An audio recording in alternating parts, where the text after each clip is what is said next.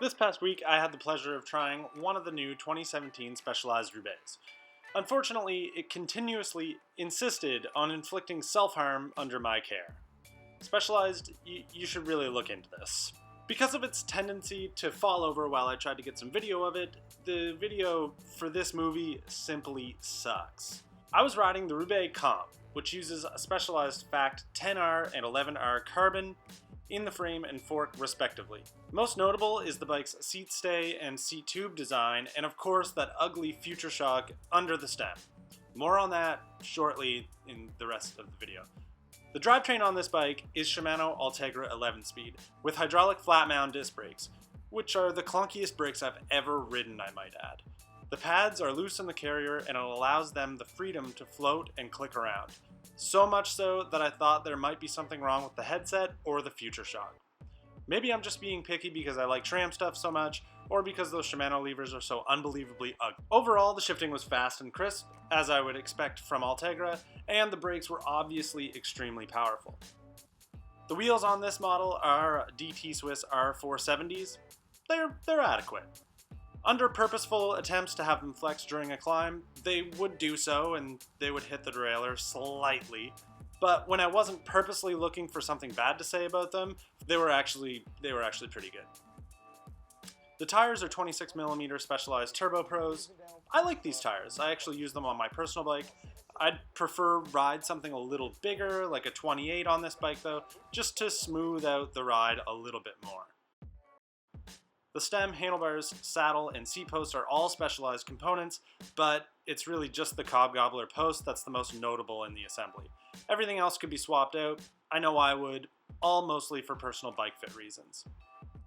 Obviously, the heart of this bike is the Endurance Geometry Roubaix namesake frame set.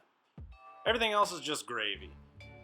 I sort of feel like I unfairly judge this bike because of my tendency to ride with a tire no smaller than 35mm at low pressures lately, and the fact that everything I've heard and read about the bike was so unbelievably good. It's like going to see a movie that's been overly hyped. It's usually going to skew a person's final outlook. My impressions while riding the bike were slightly underwhelming over pothole-ridden dirt roads, where no matter what bike you're riding, you're still going to get beat up pretty bad. The Future Shock and the seat tube were somewhat useless as I made bad line choices, leading me to kamikaze into deep potholes.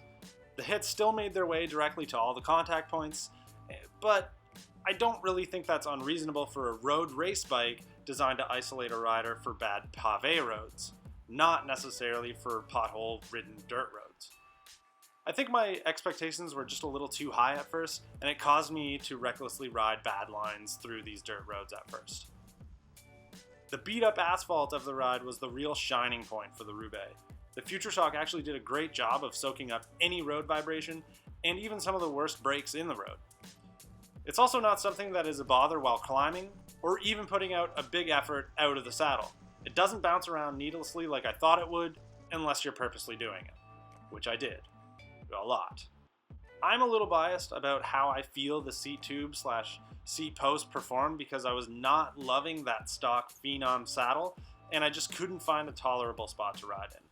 I can comment that I did notice it performing similarly to the Future Shock on the broken asphalt sections, and that kind of shows some promise there, but I can't say that I really noticed it working. So to summarize, this is a comfortable road machine. It takes the edge off some of the nasty potholes and definitely smooths out broken asphalt very nicely. It doesn't come anywhere near matching the level of comfort a bike with big tires has, but it is definitely faster.